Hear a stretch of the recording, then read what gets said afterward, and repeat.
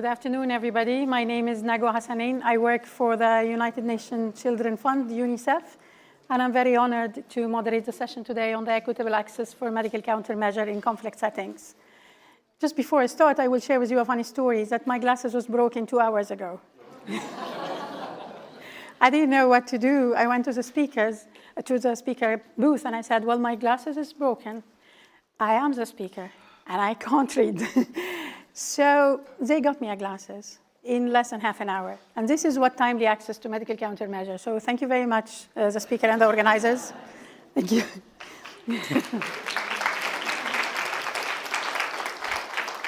And they are the right size as well.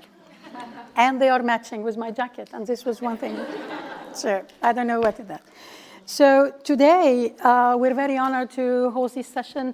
The German Federal Ministry of Economic Cooperation and Development and WHO had really kindly put a session for trying to bring our understanding about what happened for the medical countermeasure in conflict settings, which is a topic that is really needed, despite there was a lot of discussion around the access to medical countermeasure throughout the whole 2 days. And I'm very sorry I'm giving my back sometimes to you. But So the conflict settings was not really very well presented in the discussion, but we're very happy that we have the chance today to have a well-equipped panel that will take us through where we are with access to medical countermeasure in conflict settings, where are the challenges, where are the solutions, if we can come together to help to make it possible. So I would like to start with the opening address. So please join me to welcome Mr. Niels Aanen, the State Secretary at the Federal Ministry for Economic Cooperation and Development, the BMZ, and to deliver the opening remark. Mr. Aanen, the floor is yours. Thank you.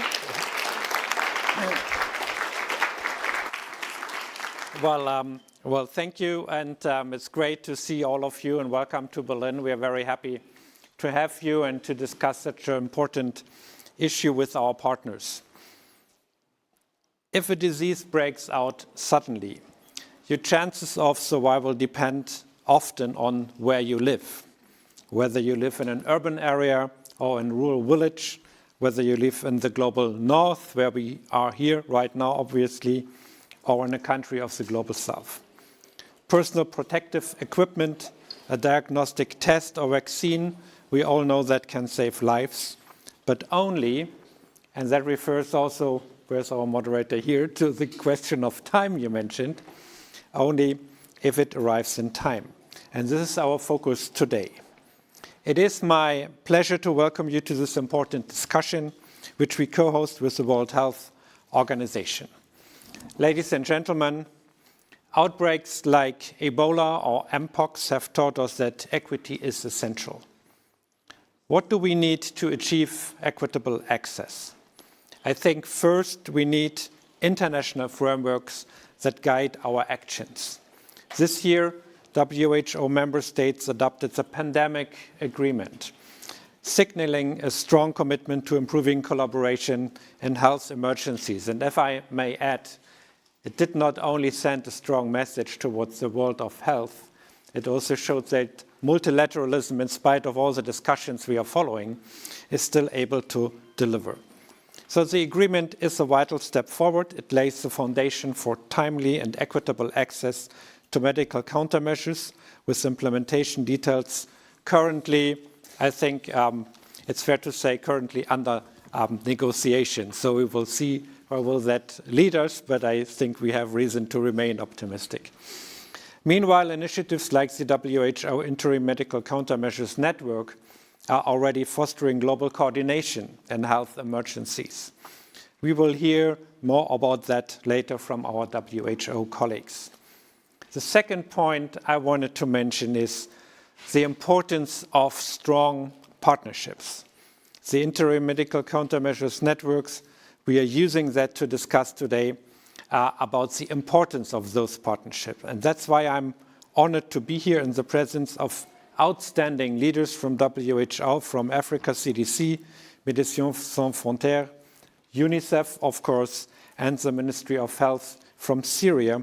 Thank you all for joining us. The third point, ladies and gentlemen, of course, we have to talk, but we as they used to say, have to walk the talk. And Germany, I think it's fair to say, has been and is a reliable global health partner across the medical countermeasures value chain. For example, in partnership with the African Union and Team Europe, Germany supports regional vaccine and pharmaceutical production by African manufacturers. Building regional vaccine and pharmaceutical production in Africa is vital for health security. It's vital for economic independence and, again, for faster responses to disease outbreaks. Since 2021, Germany has been supporting this effort, especially in Ghana and Rwanda, Senegal and South Africa. And we have invested in initiatives that promote knowledge transfer and local innovation, such as the WHO MNR Network Hub in South Africa. Another point, through Gavi and the Pandemic Fund, we are contributing to enhance vaccine distribution and pandemic preparedness in more than 75 countries worldwide. And in fact, a child born today in a Gavi-supported country is 70% less likely to die from a preventable disease before their 5th birthday. So I think also for our public discussions, it is very important to make the point that our work really delivers measurable results. The fourth point I want to mention, we have to be able to react immediately if a crisis strikes. This requires swift and coordinated action from the international community, and that is exactly what Germany contributed to during the Mpox outbreak in the Democratic Republic of Congo amidst the conflict last year by delivering 100,000 vaccine doses and additional support for East Africa. And with your permission, ladies and gentlemen, I want to mention Syria. In Syria, Germany supported health services for people for many years. With the new government, we are now able to provide more structural support. Together with Syria's Ministry of Health, we will work towards improved infrastructure and medical care for people in war-torn areas of Syria. Our ministry's hospital partnerships, for example, support peer-to-peer dialogue, knowledge transfer between numerous hospitals and NGOs here in Germany, where we, as you may know, have a very big community from Syria, and our Syrian partners and hospitals in the country. These projects improve healthcare in medical fields like cardiology, mental health, gynecology, and emergency medicine, prevent disease outbreaks, and provide life-saving treatment. So, to conclude, ladies and gentlemen, when it comes to infectious diseases, we know that no one is safe until everybody is safe. So our global health resilience depends on collaboration, and I think that's exactly the spirit that brings us together. Thank you very much.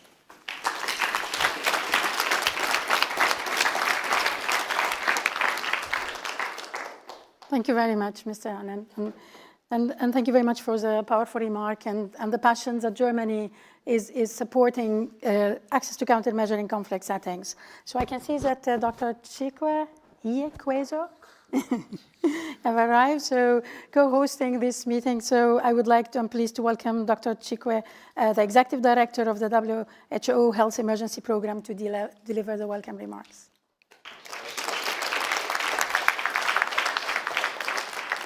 Thank you, colleagues, Excellencies, State Secretary, and colleagues, and I think after 3 days, I can also say friends. Thank you for joining us for this session on a topic as urgent as it is complex: how we bring vaccines, diagnostics, and therapeutics to people living through conflict.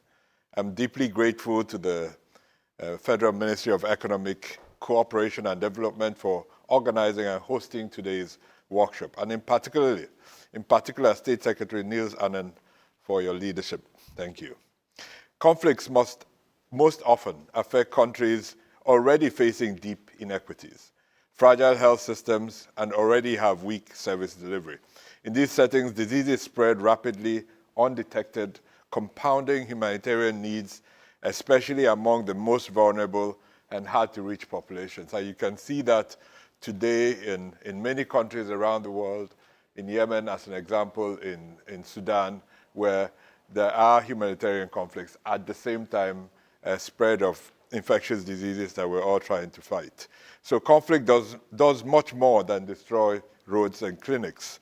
It fragments governance, it corrodes trust, disrupts supply chain, and turns both communities and responders into targets. In these contexts, the challenge is not only what we send, but how safely we can deliver these, receive them, store them, administer them today and again tomorrow and again the next day. Access constraints continue to impede the delivery of essential health services across multiple humanitarian crises. We have seen this time and time again, from Haiti to Sudan to Gaza to Ukraine, where conflicts shatters health systems, isolates communities, and makes even the most basic health support a monumental challenge. And while the barriers may differ, insecurity, logistics, financing, the center of gravity for overcoming them is the same. It's partnership. It's working together. None of us has all the solutions. The challenge is how do we arrange our collaboration to serve the communities that we all claim to serve. WHO's role is to coordinate and convene, to bring together the right actors so that the right interventions reach the right people at the right time, safely and ethically anywhere in the world. As the lead agency for the IAC Health Cluster, WHO works with 1,500 partners, 2/3 of which are local and national organizations, to reach over 165 million people in need of humanitarian health assistance today. Through this coordination, WHO and partners align assessments, align supply chains, align last-mile delivery. Regular coordination meetings, revitalized rapid response teams, mobile health and nutrition teams help extend services into insecure areas, across borders, to receiving refugees from neighboring conflicts. For vaccine deployment, the International Coordinating Group Mechanism, which brings together UNICEF, IFRC, MSF, Gavi, and WHO, ensures the rapid allocation of scarce doses in real time to solve these problems wherever they're happening. Over the years, hundreds of millions of vaccine doses for cholera, yellow fever, meningitis, and Ebola have been deployed, many of them during conflict, natural disasters, and mass displacement. When the Mpox public health emergency of international concern was declared last August, Africa initially had no access to vaccines. Through the WHO interim Medical Countermeasures Network, i-MCM, we established the Mpox access and allocation mechanism together with Africa CDC.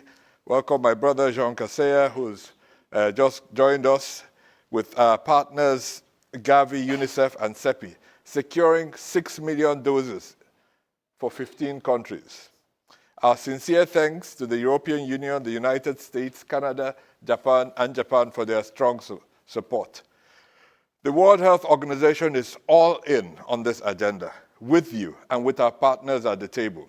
My thanks again to State Secretary Niels Annen and BMZ for convening us, to MSF, UNICEF, and Africa CDC for standing with us, and to the World Health Summit for providing this forum.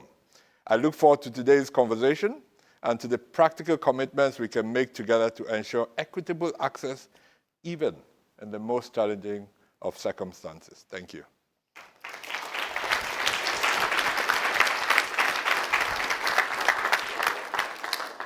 Thank you very much, Dr. Chikwe, and thank you for highlighting the area of WHO, the cooperation, and the frameworks like the ICG and the interim countermeasures. So now, colleagues, we're going to start our meeting with a panel discussion. We heard about multilateralism. We heard about what is existing as a global framework. We also have been hearing through the past 2 days about that we're living in a VUCA world, where it's even prominently impaired with what is happening with COVID and the other diseases. Complex settings is a special settings. They are lacking basic health structures. They are needing help. We need to get more to those people that in need. And these humanitarian settings deserve some attention. So we're having a very well-versed panel in that subject. So I would like to ask the panel to come, and apologies, I will only mention the names, but you can take a few seconds to present and elaborate more yourself about your area of work. So Dr. Alauddin Abdin, Chief of Staff, Syrian Ministry of Health, can you please join me on the stage? Thank you.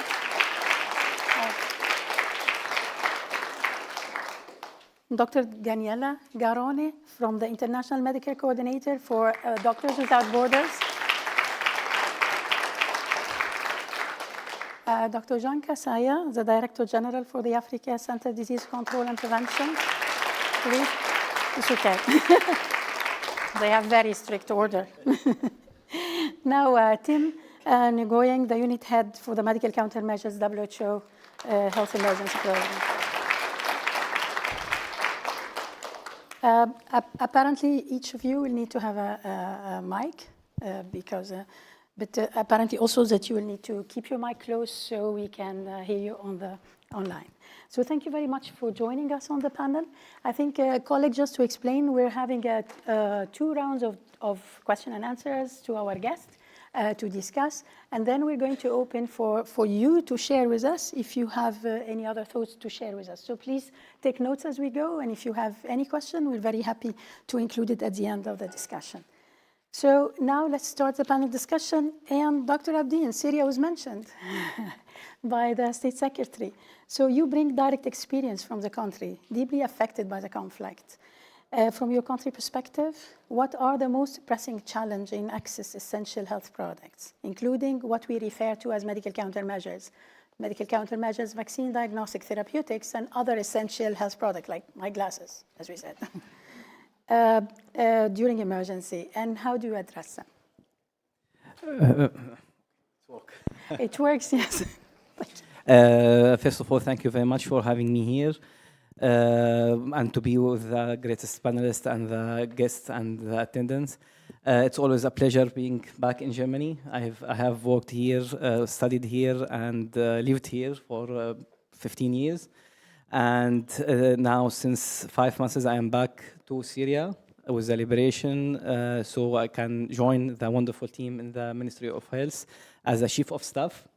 We are working so hard, because you can imagine how easy this job is now, especially in this time. But we are work so hard so we can build a new, because we know that's a new opportunity ahead of us. So we can build a new health system. That the aim of the system is giving back the health services back to the people, with a transparency, inclusion, and professionality. And regarding your question, let me speak a little bit about the conflict in Syria and how it affects the challenges, and how this challenge has been developed through the years. So first of all, the conflict in Syria have a prolonged effects for more than 14 years. We have the sanctions that restrict us from providing the essential medical equipment, substance, and maintaining devices also to maintain those devices, along with the financial restriction that constructed the Ministry of the power or the ability of Ministry of Health to import the essential medical supplement and components along with the equipment. And nevertheless, is also the fragmentation of the national health system and health supply systems. So all of that had led to a different challenges, but we can, regarding the MCMs, we can categorize them in 4 main categories. So first of all is the supply, the production, and supply challenge. We have, unfortunately, limited local manufacture capability, and also distracted production lines, along with shortage in medical devices. And also the second category is about logistic and infrastructure challenges, where we have damaged and very fatigued logistic network. Also damaged transportation and distribution infrastructure.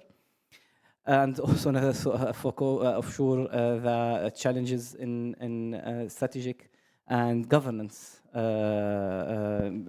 sector, where we have outdated policies, outdated procedures and strategies, along with shortage in the qualified staff. And also it's very important, the fourth category, last but not least, is the surveillance and laboratory capacity challenges, where we have our laboratory capacity is restricted, and especially for the specification and the highly end testing. Along with, we have in Syria, through the years of conflict, we have multiple unintegrated health information system that lead to a lack of data, and that restricted our capability to know always the root of the problem and to act fastly as we can. So to be optimistic after these challenges, we have, since the liberation, worked a lot. We know that the road is too far in front of us, but we have worked along with our partnership, our partner. Through our partnership and collaboration, we are very valued this partnership. We have, in the last 6 months, we have established a new strategy for recovery plan that concentrate on only 2 common years. Because if we want to speak about strategy for 5 years or 10 years, it would not be realistic, especially in the post-conflict situation. We need a recovery phase. So we had this transformation plan as a recovery plan that can be bridging us to the new strategy plan. And regarding the MCMs, we have, our aim is for sure is a sustainable and resilience health supply system. We have worked through different area, through focus now on local production, manufacturing production, because Syria, before the conflict, we are proud of that. The local manufacturing covered 70% of our needs in Syria, and we even made it to export medicine and different kind of medicine to more than 45 countries. We are aiming now to give the local manufacturer the capacity again through empowering them and giving them the urgent supply with the core material. And also, we now working on developing national logistic management system. So for sure, the backbone of this system is the transformation, digital transformation, so we can track our stocks and manage the risk and act fast as we can. And we are working on our strategy, our policies, our procurement procedure, along with our partner. All of that take time. So that's why we are working also the concept of it according with the WHO. We are now establishing the Public Health Emergency Operations Center. So they have this unique unit that they have the flexibility and agility to work under emergency through communication, collaboration, and information management and logistic support. We are working hard. We know there's a lot of confusion about the Syrian situation, but really, after all what I said, the real fortune in Syria is the human capital. My colleagues, my Syrian doctors, the Syrian doctors who are worked under undescribable situation, they give their best, and we are working together because really, and that's our aim, not to be a cliche, to let no one behind. Thank you very much. Oh, thank you very much.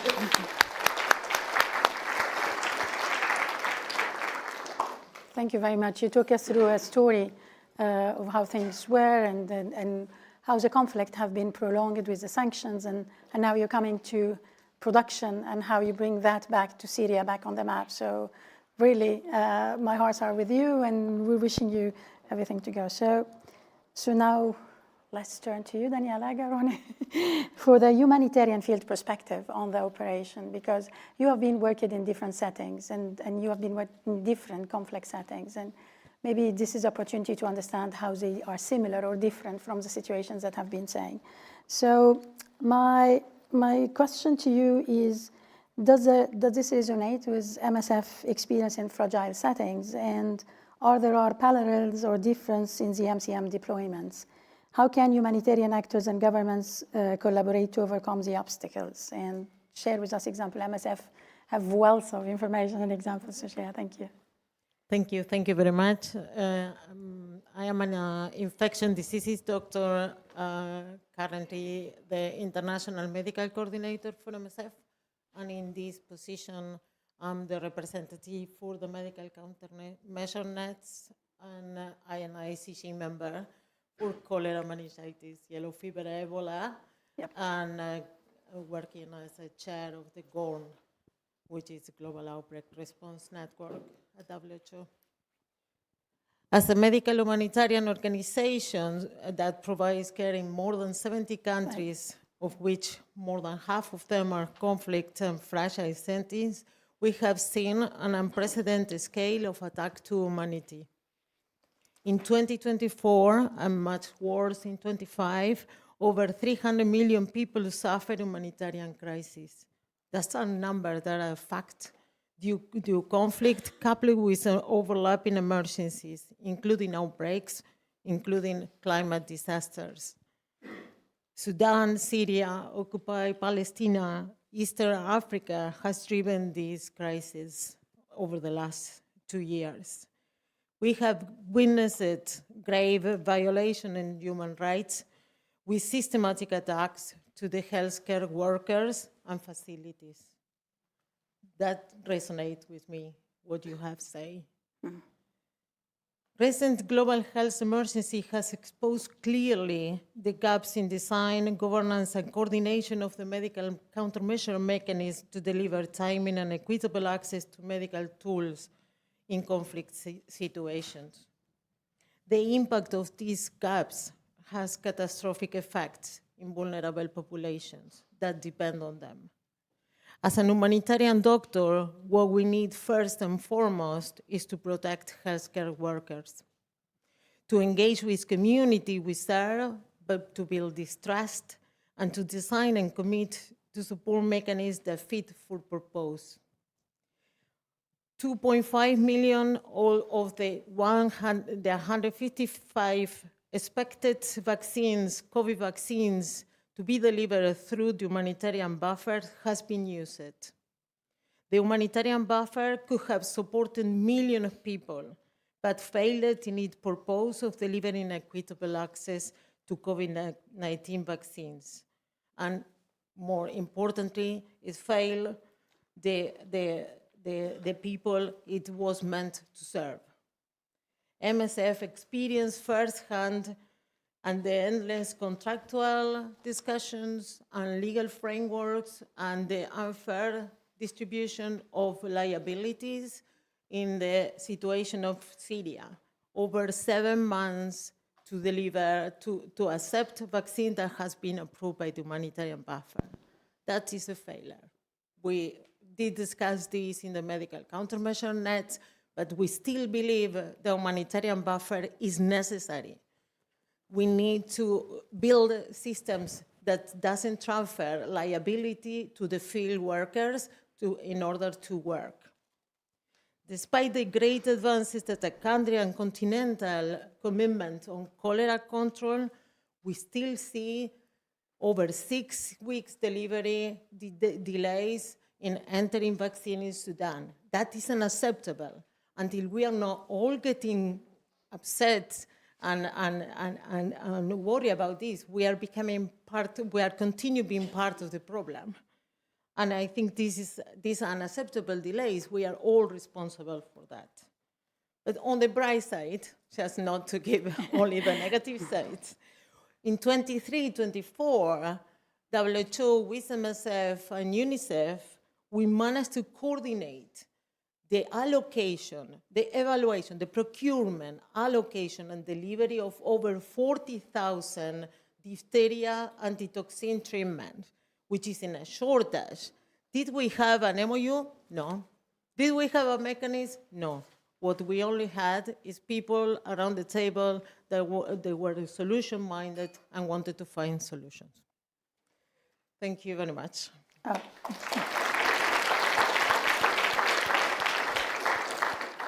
Thank you very much for your passionate also intervention and for highlighting the need for healthcare worker, the timely access, and that we need to help them and not transfer the liability back to the community. Thank you very much. So we've heard how fragmented systems are delaying access and really impacting on the humanitarian population. So I will turn to you, Dr. Kasaya. Hi, nice to meet you. So as Africa CDC, so could you share your insights on how the regional coordination can help overcome some of these challenges that we heard from both Syria and from the MSF? And how can we eliminate these operational barriers? What role can an institution play in harmonization, pool procurement, advocacy, and coordinated response? Thank you so much. You know, Daniela from MSF said, we all need to be upset when we see that in South Sudan it takes 6 weeks to have access to vaccine. In my position, if I have to be upset, I will have a stroke. Because every day, this is what I see in mostly all of my countries. You know, we have weak health system, limited capacity, human resources capacity, supply chain management almost broken, limited manufacturing of health commodities, regulatory process or harmonization that is not in place, and to make the situation worse, financing issue. And this is what we are facing. You know, we have more, I think this year we'll have maybe around 280 public health events. It means we are having almost a new public health event per day. We are moving toward that. And every day when we have this outbreak, my first question is, where will I find vaccine? Where will I find medicines? Where will I find human resources to support the response? And where will I find money? This is why we think in this context, a regional approach is important. A regional approach is important because when system is weak, let us come together. And what we are doing at regional level, sometimes we take human resources from one country to deploy them to another country. What we are doing when we have commodities in one specific country, we negotiate, and Dr. Chikwe, when he was acting regional director, I think he's still here. Because I'm giving you my back. We're negotiating how to take vaccine from one country to deploy to another one.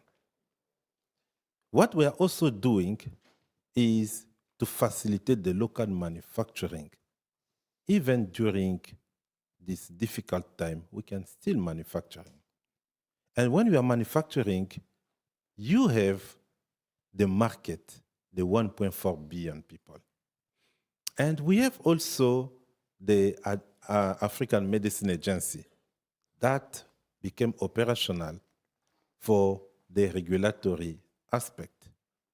And what we are doing, because we know we need to play solidarity, I was celebrating with the secretary here the 1 billion given to Global Fund, 600 million given to Gavi, 100 million given to CEPI, and so and so. What we are doing to play solidarity for funding that is coming in our country. You know, this is the role of a regional body, to ensure equitable access despite a broken world where sometimes the multilateralism is challenged. Thank you very much. This is really a big role for the Africa CDC to play a coordination for so many countries in the African region. And thank you for highlighting the role for the African Medical Agency, as well as the role on the equitable access. And of course, is that most of your countries are facing a conflict as well settings. They are not even a regular countries in many of the cases. So we've seen that today, these 2 days, I hear that Ebola, you need 4 days to deliver to go to the epicenter of Ebola. So it's very hard even to reach some of the settings. Because there is no road.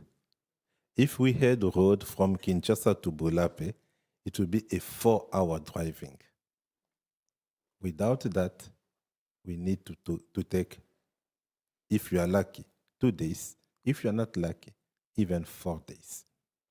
And when we have outbreak in this kind of remote area, first to know that there is an outbreak, DRC took 45 days. And you can imagine for an outbreak like Ebola, you can't notify that immediately. People are dying. I think what we are doing at continental level is just to create miracles. And we are lucky that this Ebola didn't kill 200, 300 people with the delay that we got. Absolutely. So we're blessed. Thank you very much for your intervention. So Tim.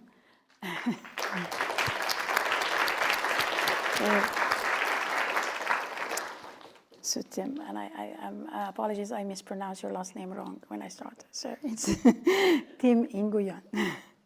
So as the head of the Medical Countermeasure Unit of WHO, we've heard from the country, the region, as well as humanitarian actor. So WHO is doing a lot to bring us all together and to help us for that. So could you share what WHO's country doing to bring the medical countermeasure to humanitarian settings? And how are we working with regional partners like the Africa CDC, Dr. Kasai had elaborated, to ensure the access as well? Thank you, Nagwa, for welcoming us here, and wonderful to be here and also speak on behalf of WHO and share also the global perspective.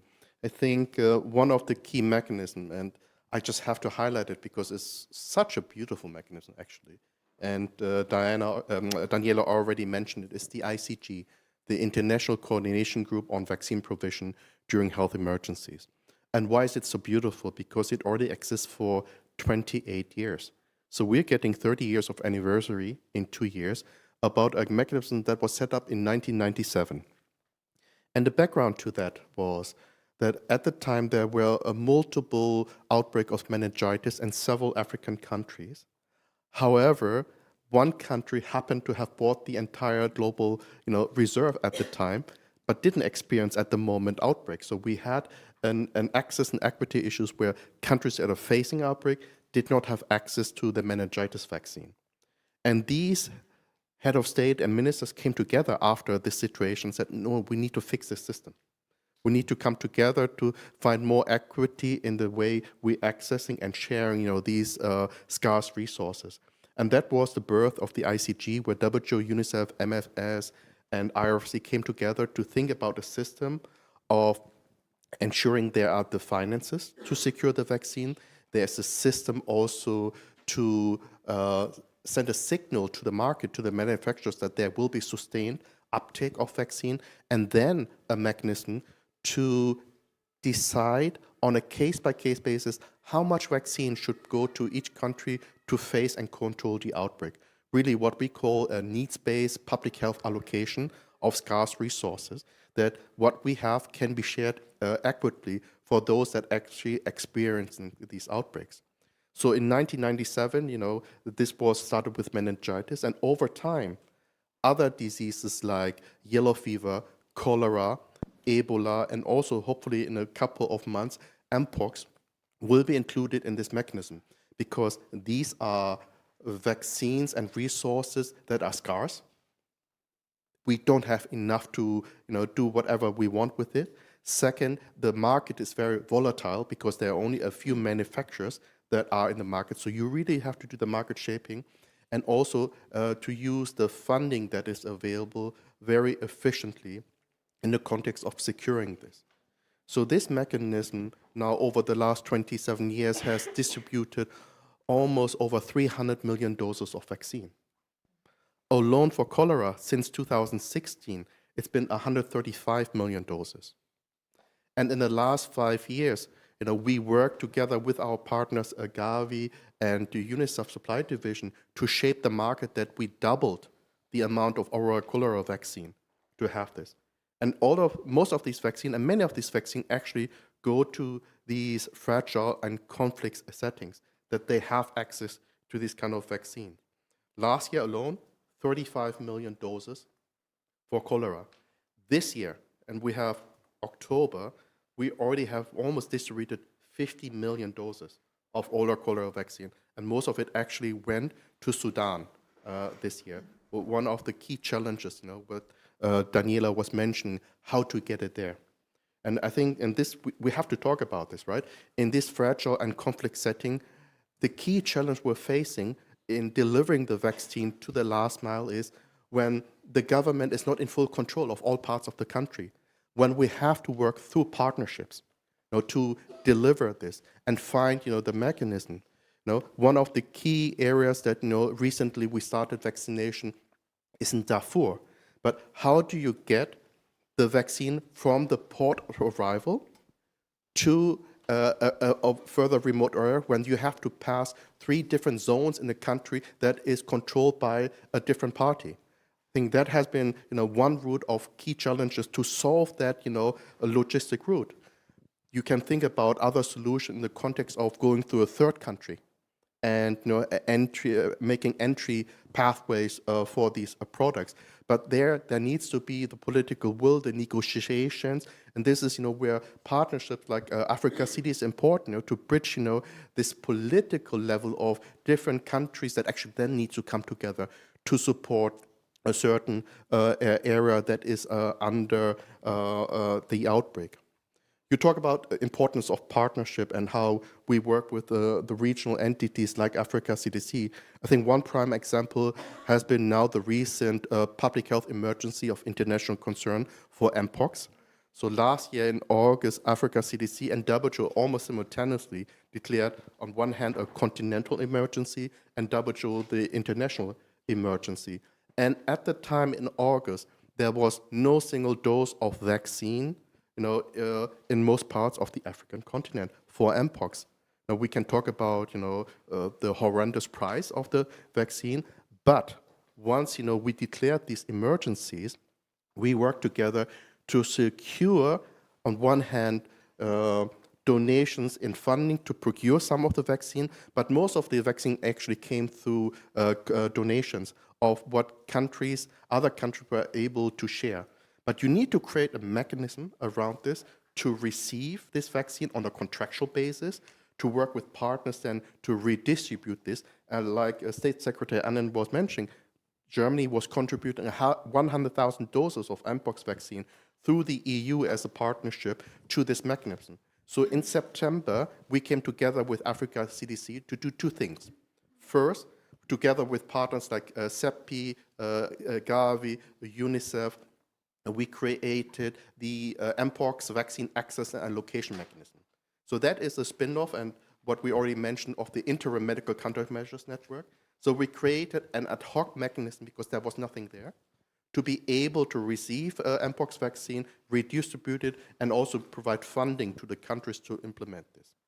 The second thing that we did is, for the first time, created the continental plan, which means Africa, CDC, and WHO coming together to create one response plan, how we all work together to deliver to the many countries at the time that were experiencing the Mpox outbreak. And coming together means you create systems in surveillance, in monitoring, in vaccine delivery, in community protection around this, and working with these 2 institutions together to deliver as one for each of the countries. And I think that's, one of the examples last year, and I think this is now being continuous as part of the cholera IMST, that hopefully now will be more operationalized to deliver faster, cholera vaccine to those most at-risk settings. Excellent, thank you very much. Can you just allow me to share something that Chikwe, Tedros, and myself we did to demonstrate that WHO and Africa CDC are working together. Chikwe, you will remember when we met Xavier Becerra. Xavier Becerra was the Secretary of Health, Minister of Health. During the UNGA 2024, he was asking, well, a meeting, Tedros, Chikwe, myself, and one of my advisors, can you convince me that you are really working together? When we shared with him this IMST experience, when we shared with him what we are doing to bring vaccine to the country, the next day, the US committed 1 million doses and $500 million to support the response. That one is a concrete example. If people here, they are still doubting that Africa CDC and WHO, they are working together, this is one of the outcomes. Thank you very much for bringing that example. Thank you. So really appreciate the panel discussion around, and especially you brought a wide spectrum from the ICG to how the IMST, how to the IMCM, and Dr. Kasai elaborated to strengthen that there is a real collaboration between WHO and Africa CDC. There is no duplication, there is a real collaboration, and we're trying to find the recipe for success between that because this is where the success lies. So thank you very much. We conclude the first round, and I hope you're collecting questions and you're we're going to go for the second panel discussion. Keep your hands. I will remember you first one to ask. So, but now just to wrap up, I guess what we heard is that from the country perspective, majority, protracted, lack of money, complex situation, but still aspiration up to local manufacturing. We're going to do it all. We have the energy, we have the motivation.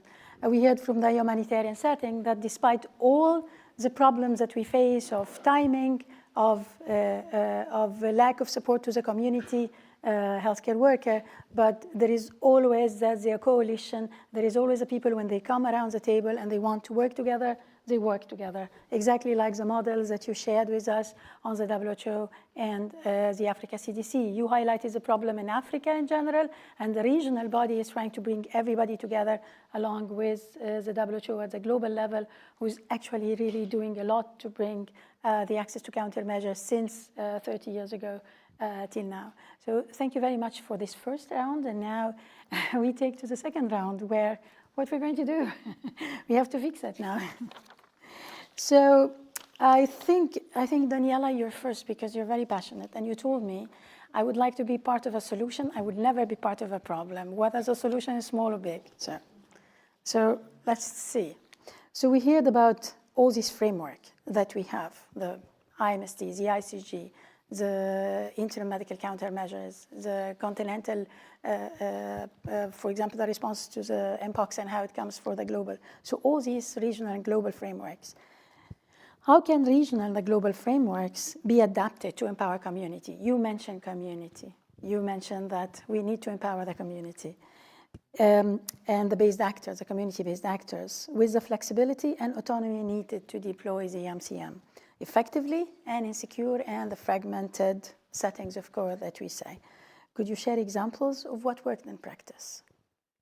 Thank you. Thank you very much, Madam Chair. I wanted to say something before, I'm sorry, but the ICG mechanism was created as a temporary solution because of the shortage of vaccines. But still, 25 years later, we still have it, and we are growing because now we will establish the Mpox and the hepatitis E is ongoing. So I think one of the things to discuss is the production of vaccines because, and the value of this global mechanism in comparison with the value of the regional mechanism. And I think there is a need to understand the complementarities and how we all move into the market shaping to avoid needed mechanism like ICG. But talking about your question, I think we need to engage with communities as stakeholders, not as beneficiaries. Until that switch is happening, we are going to be always lagging behind. But the lack of the delay in community engagement has promoted for years and decades disbelief, resistance, misunderstanding, and more importantly, will continue supporting the disalignments on the public health actions that are decided when they are not consulted with the population needs. And this disalignment is happening in COVID, when populations needed measles vaccination, when the coverage for EPI programs reduced to 20%, but COVID vaccines happen. So these kind of things is what are making the communities mistrust. And well demonstrated in the Ebola outbreak, where communities believed that the Ebola was introduced or expanded by humanitarian actors. I think this is, or call it a reactive vaccination with a very low coverage. If you don't cover over 90%, you don't control the outbreaks. The same of measles and the COVID-19. So I think we need to understand they are stakeholders, and outbreaks and emergencies, many, are starting and finishing at the community level. This is our first point and the most important one. Communities are resilient, and I'm going to take something that Petra said this morning. They want to live, even in conflict. They are resilient. Their engagement in delivering and increasing access to medical countermeasures is critical. We have CBOs, CSOs, community leaders. All of them should have been much more engaged in all of these continental plans, in all of these discussions, in the country discussions, and in the global discussions. There are some global actors that are doing that much more, but some need to increase their engagement in conflict settings, because they know the communities, they know how to deliver it. So empowering and capacitating, but also equipping these CBOs and organizations has saved life, and and there are countless examples, providing TB and HIV care through community groups in CAR, in South Sudan, in DRC, in the north of Mozambique, the provision of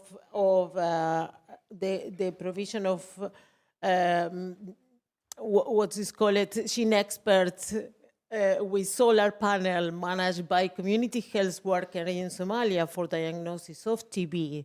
It has proven that you could still continue doing surveillance, case identification, and managing of the burden of disease. The train in Ukraine, the delivery of the hospital train has been motivated by the population. And without this engagement, many of the countermeasures will fail. I think engagement with the community has allowed many mass vaccinations, control of outbreaks, the use of innovative ways, motorbike for cold chain motorbike systems that could deliver into the last mile vaccinations. This is very important to understand, that the resilience and experience, it will make all the outbreak control measures successful.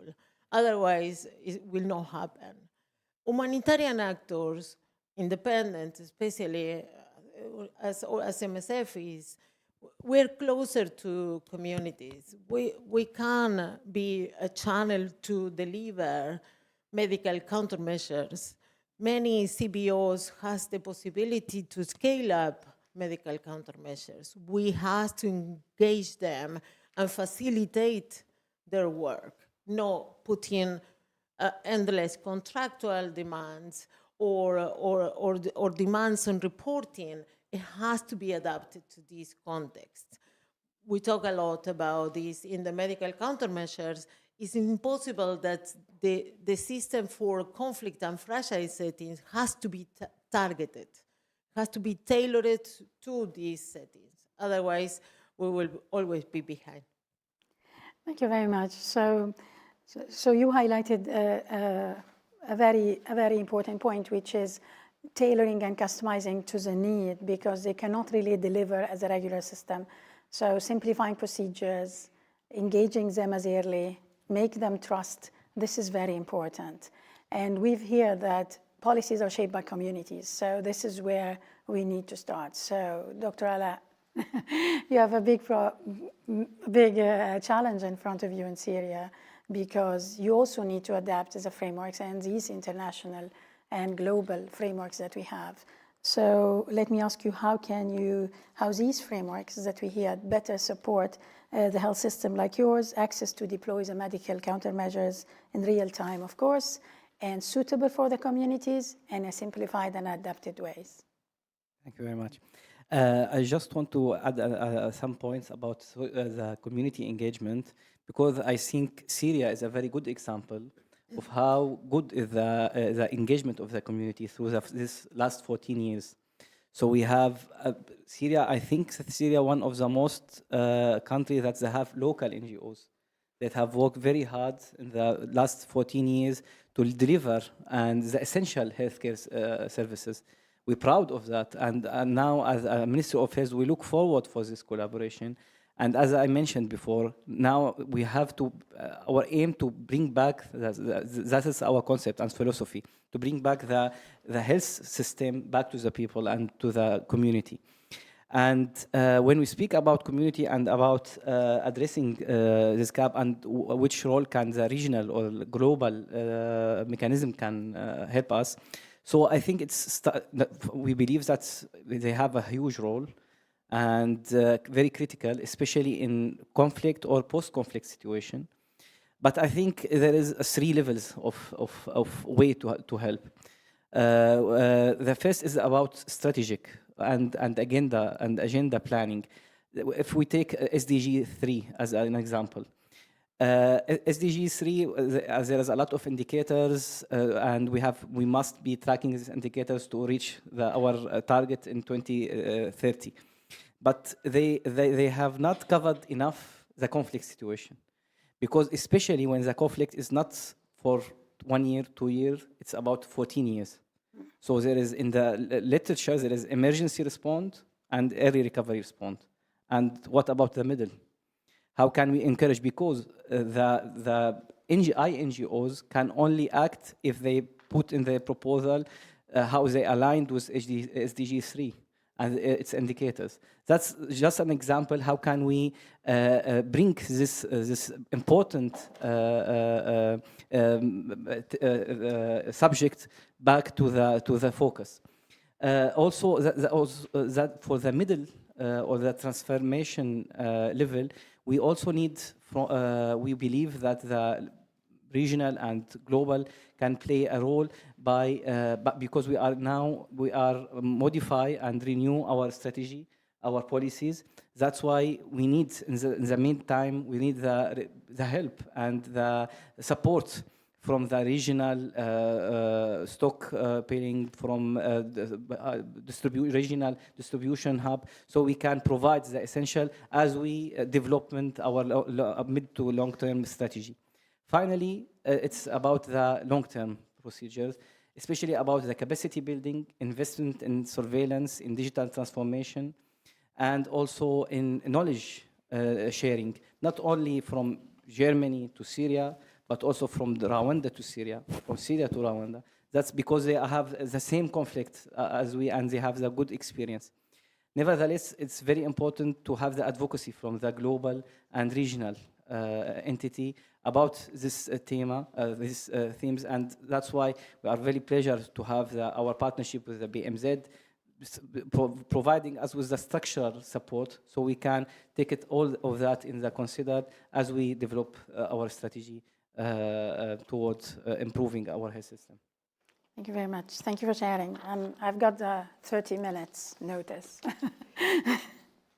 So we'll go quickly to both of you to highlight. So Dr. Kasaya, so I know that you talked to us a lot about the countries. And I would like to ask you how to ensure that the countries affected with the instability in your region are not really left behind during pandemic preparedness efforts. I know we talked about pandemic agreement, we're talking about the PAPS Annex discussion. So how about these countries, how these conflict settings are being brought up in the line to say, we have to scale a little bit our response because they are specific, as Daniela was mentioned. Yes, it's tricky because every day we have countries in instability or facing conflict. Yesterday I was talking to the Minister of Madagascar. You know what is going on in Madagascar, and he was reminding me that they have an outbreak. How can we support a country facing this kind of situation? You know, we need to think every day and to be innovative. Mostly what we are doing, and we are learning from COVID, we are building internal capacity while playing solidarity. Internal capacity means we are training community health workers, and we have an agenda of 2 million community health workers because we have a shortage of health workers, and these people are supporting response at community level. The second one, we are putting in place what we call the National Public Health Institute. I come from a country where you have outbreaks almost every day. If you Google me, you know my country. But what we are putting in place, it was the ad hoc committee. When the outbreak is over, the institutional memory is also over. By putting in place the National Public Health Institute, we are making sure that they become custodian of response. And just to remind that in 2020, we had only 7 countries with National Public Health Institute. Today, we have almost around 43 countries moving. We are also building capacities for lab, pathogen genomics. You know, we had around 6-7 countries in 2020. Today we have 43 countries with capacity on pathogen genomics because they have to be able to detect the outbreaks. And we are also providing commodities either by pushing for local manufacturing and playing solidarity or by importing this product. Overall, we are not treating these countries differently. Even they are our priorities. Because when they are in this situation, we are talking about Sudan. Do you know that Sudan is investing less than 5% of the national budget for health? It means they don't have resources. And we need to support, while we are pushing for domestic resources, but we need to bring more funding coming from partners to support. And that one, no one can do that alone. We need WHO at global level, we need UNICEF, we need MSF. The Ebola outbreak response in DRC, the cholera, MSF is on front line to respond. And you know, it's a multitask. We need all partners to come together. And especially for these countries facing insecurity or sometimes in a very precarious situation. Thank you very much. And thank you for giving me the lead to ask Tim, because you're talking about coming together. Tim, everybody's asking about the future of the i-MCM, and now with a pandemic agreement. So what would be the next step forward? So maybe let's start a little bit again with the past. So during the COVID-19 pandemic, the world came together, countries and partners came together to establish the Act A, to ensure there is faster, more equitable access to vaccine treatment, diagnostic, and so on and so forth. And you have to remember, when the pandemic started in 2019, we didn't have a global system yet. So Act A had to be created on the fly. And also thanks to the German chancellor at the time, Angela Merkel, who was one of the champions to bring the countries together for more solidarity and establishing this system that Act A was created on the fly. And of course, it was not perfect because we had to invent it. We didn't have the preparedness time to put into place, to think about how do we involve better communities, how do we address issues in the humanitarian context. But it was a solution, the best that we had at the time. I think we need to acknowledge that. So from the Act A, we have a plethora of lessons learned. What could have been done better? Also, we should actually have to say, thank you that we had it, something, at least in place. But I think we agree the next time we need to do better. And I think that's why countries have come together around the pandemic agreement, which was historically approved this year at the World Health Assembly. But it is actually going a little bit in overtime, because there is one element which is very important, which is called the PAP system, the Pandemic Access Benefit Sharing System, that still needs to be fleshed out, and there's still that process of member state negotiation around the PAPs and how that looks like. And only then probably countries will start, once this is finished, to start ratifying the pandemic agreement. The pandemic agreement will come into force once 60 parties, 60 countries have ratified it. So you still see, we still probably look at the time frame, even once the PAPs is being finalized, there still needs time to get the 60 countries signing up. So we don't have the Act A anymore, so that has finished off. We don't have the pandemic agreement into full force yet. So in the interim, we need a solution. And the solution is the so-called Interim Medical Countermeasures Network. This is hosted in my team in WHO.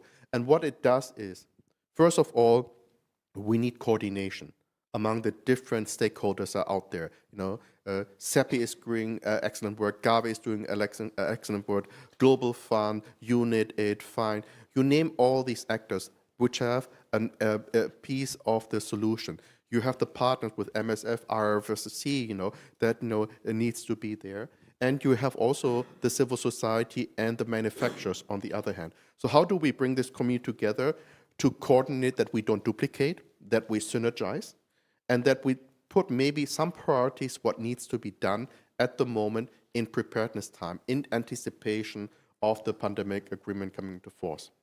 Secondly, what we do is we look at the whole system, how we ensure equity. So it's not only about putting a plan somewhere, but you need to work on surveillance, that you identify the bug, that on the basis of that you can develop new vaccines, therapeutic diagnostics, so the entire R&D pipeline. You need to have the manufacturing, you need to have the procurement, you need to have the supply chain, you need to have the last mile delivery, and you need to have the finance. All of these elements intersect with each other. If you're not working on all of them, you will not have equity at all. And I think that's where now we have come together again, actually 2 weeks ago in Istanbul with the community to put also some priorities and discussion on what do we need to do concretely while countries are still negotiating the pandemic agreement. One of these elements Daniela was mentioning, we need to fix the system next time for the humanitarian buffer. Daniela, you mentioned, one of the key issues in a pandemic, you will have new products, right? The companies will say, there is safety, right? But we don't have everything about what we know about safety and efficacy. So while we don't know yet, but you want it, countries, we push the liability and the risk to the countries. And so what governments need to sign in the beginning is often, issues around liability, indemnification, take the risk. And those countries that sign these contracts, take it. But in a humanitarian context, you don't have countries there that can sign it. And so then the question from the companies are, then partners who will take up the vaccine needs to sign this. And this was the bottleneck, as Daniela mentioned, for partners to sign these contracts, to take up, the issues about liability, indemnification.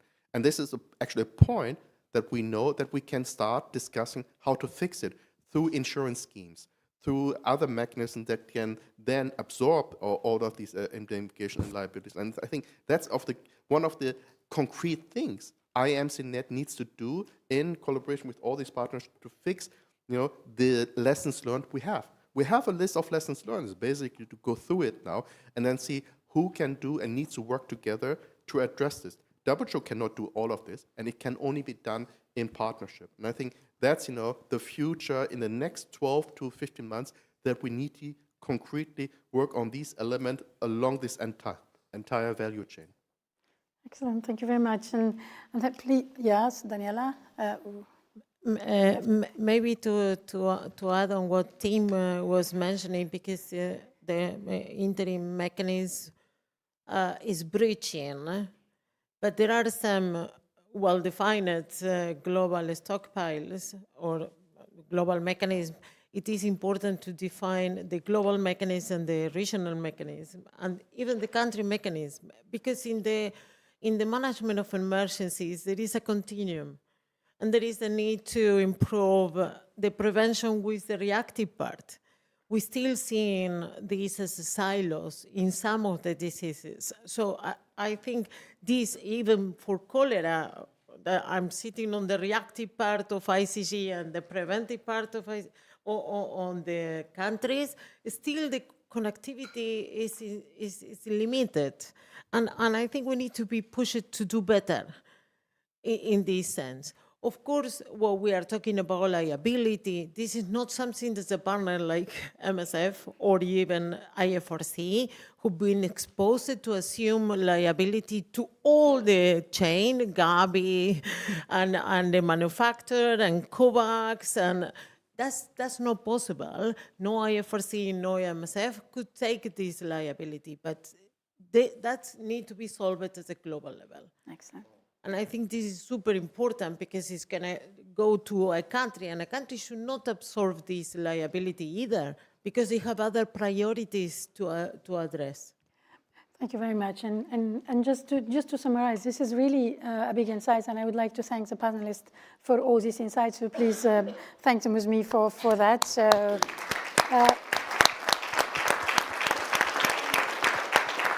really, you raised great issues. You raised that the trust in your community, the work that is not, this is where it will take you further through the step. You highlighted that integration is important. We can't do developing and humanitarian separate from each other. We have to integrate. We have to solve our problems at global level. Africa CDC, you highlighted that the weaker should get the support. We have weaker countries, so we need to look at them. Like what we do with our families. We always come around who needs more support to bring together. And Tim, you highlighted that the interim to countermeasure is the partnerships. This is where the partnership is. So we need to take the hard questions as a global level because countries, or especially in complex settings, are lacking capacity to address that. So I think with this, we're ready to open the discussion to our audience. And I don't know how much we have. We have 20 minutes, right? Maybe, or less, 15 even. So I would, of course, I remember that I just wanted to say that please keep it short and please mention your name and where you are. And if you have, your question is dedicated to a specific panelist. So I see, and then you, and then I have somebody. Okay, so help me with the back. Okay, so we start here first. Thank you.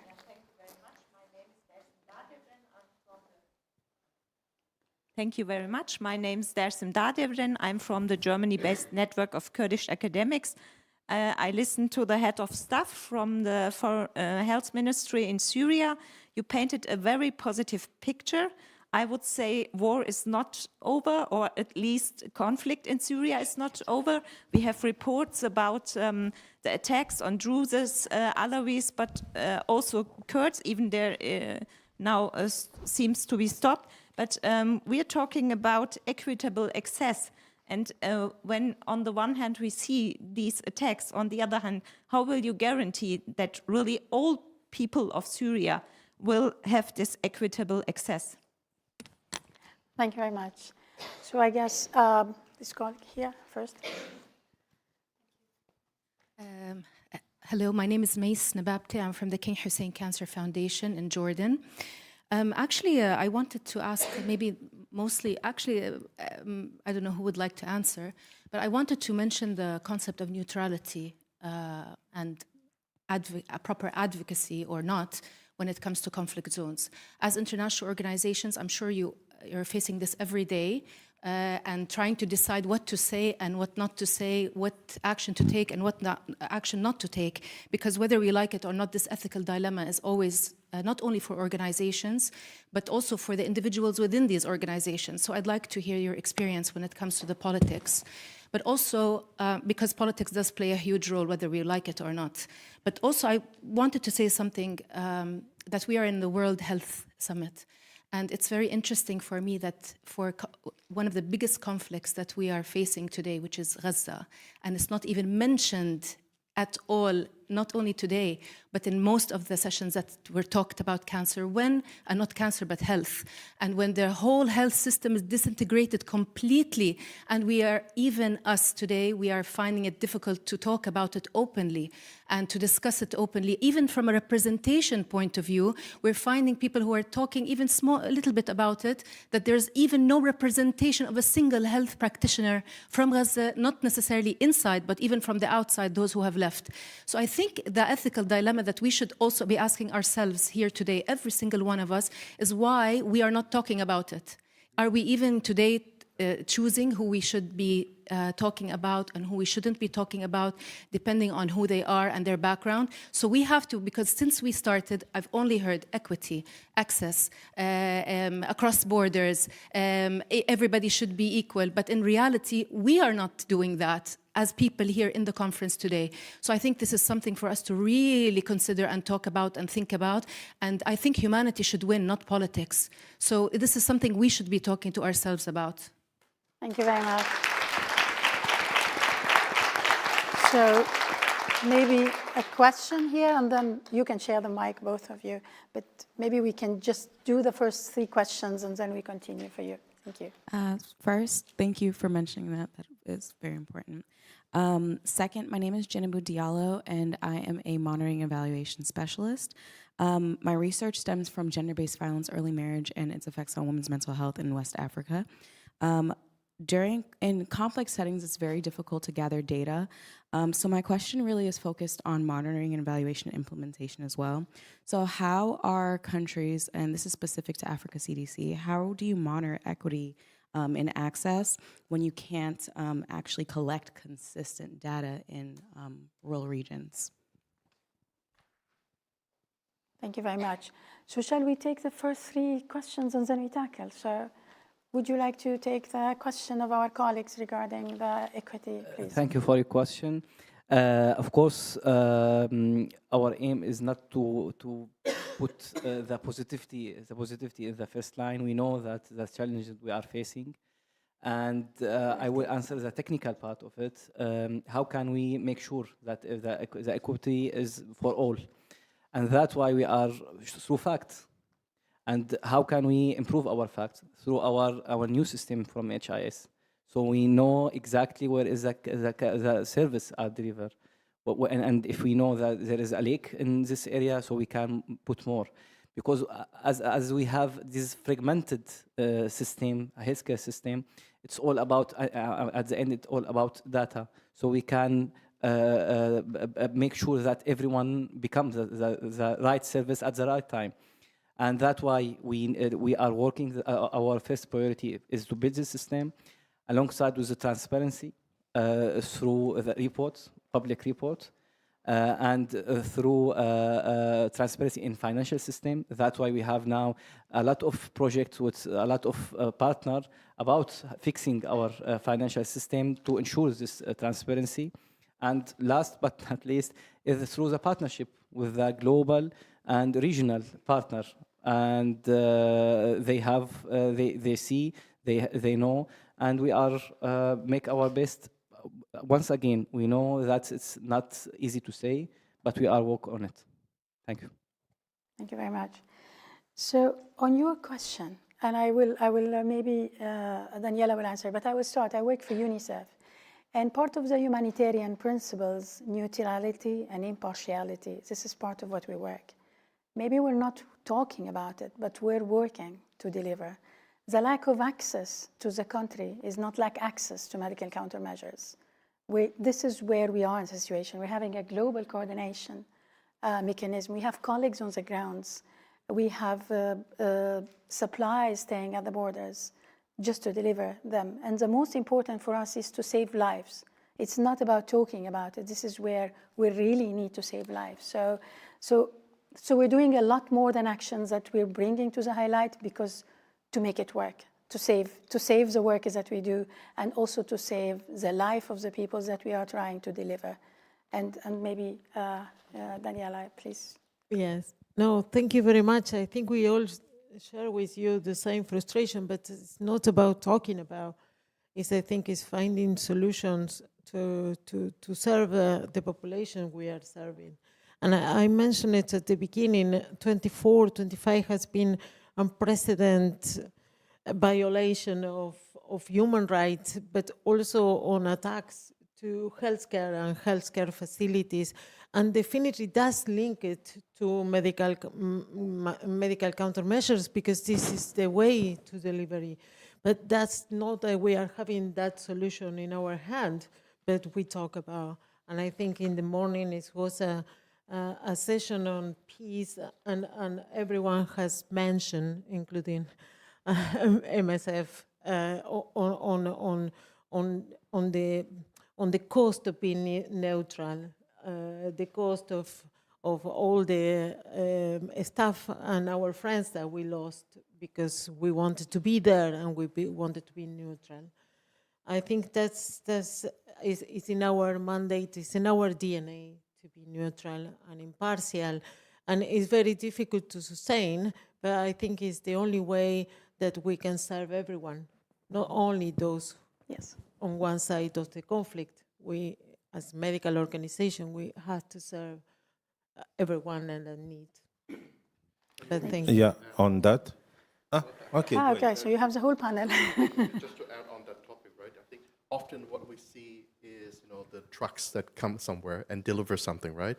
And then that's associated with the supplies, but actually the invisible work that we actually don't talk too much about, in these settings. In Gaza alone, I think the partnership around here provided 135,000 consultations, to patients, because in the absence of, basic health infrastructure in Gaza. And I think that's something, that we don't talk about, and it's not seen, that, basic step of health service delivery. I think, in many instances, cancer patients were then redistributed to countries that were willing to take, these patients on, from Gaza, because there was no infrastructure anymore since it was destroyed. I think that's, an element of the humanitarian work that is part of our being impartial and neutral, but then serving the people that are needed. But we also know that during outbreaks, often people are not dying from the disease that caused the outbreak, but then because the service delivery has stopped.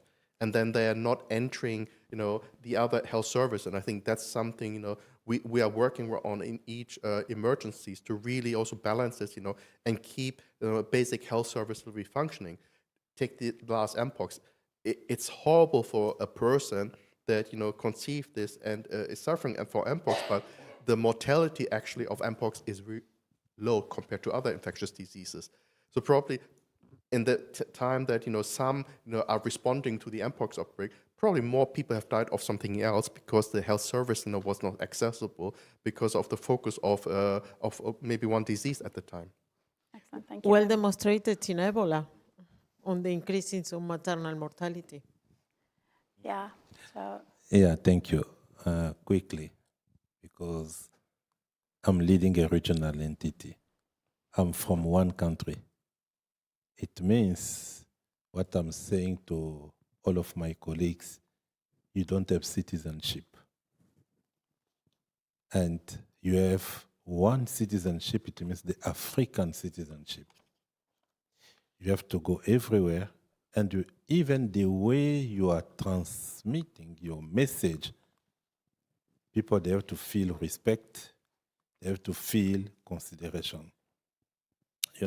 when you're a leader, you don't communicate well. While you think you are addressing an issue, you are making it more complicated. Even you are making yourself rejected. It's known, me, I'm from DRC, but if there is an outbreak in Rwanda, I'm the first person to be there. Today, if I have some president who are calling me friend, the president of Rwanda is calling me a friend. Because the relationship that we built is helping him now to accept my advice. He knows that I'm professional and I'm neutral. And I'm not there to channel opinion of some other people. This is important. I don't know where you are in your career, but it's important to maintain neutrality.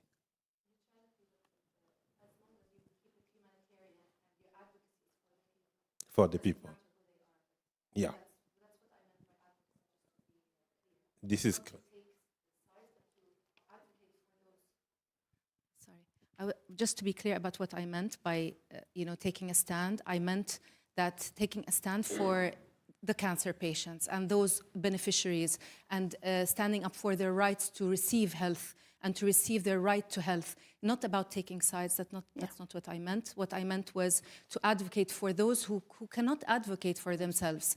And us as a cancer foundation, we have over 165 child patients from Gaza who are from cancer. So we see, it's different than when we talk about it as statistics and when we see on the ground and we have been taking care of them from A to Z.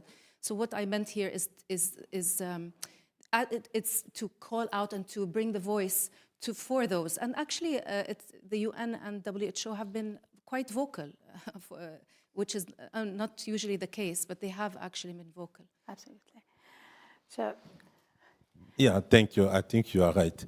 Quickly about the equity in a conflict setting. This is critical for us.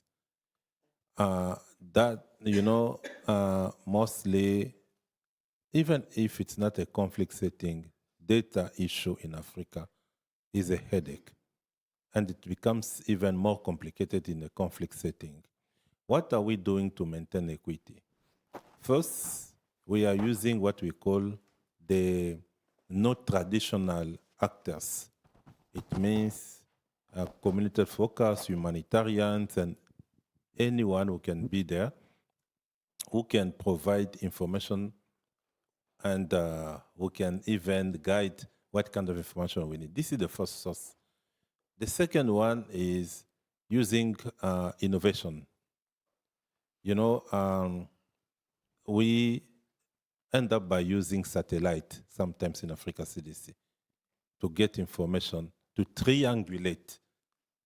I don't want to go into technical issues, but this is one of the aspects.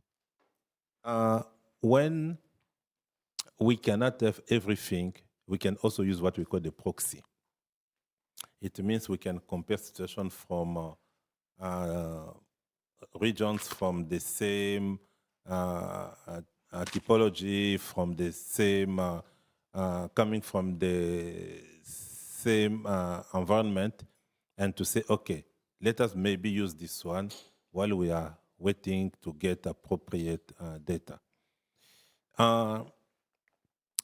Equity will remain a major issue, but we'll continue to make sure we can use all opportunities we have to measure that. Thank you. Excellent.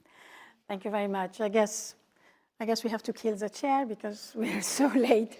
I'm so sorry for the questions, but maybe we can take it on the stage after. You can join us on the panel because we're done with the session. And I would like to look at my panelists, and if you have really, really a closing remark, something to take in 30 seconds, if possible, to go. Dr. Ale. We are willing to improve. We are able to improve. We are ready to improve. Excellent. Thank you very much. Good luck. Daniela. Let's be part of the solution and walk the talk. Dr. Kasaya. Let us continue to support our country. Absolutely. Tim. Let's build on what already exists, but then let's make it better next time. Excellent. Thank you very much.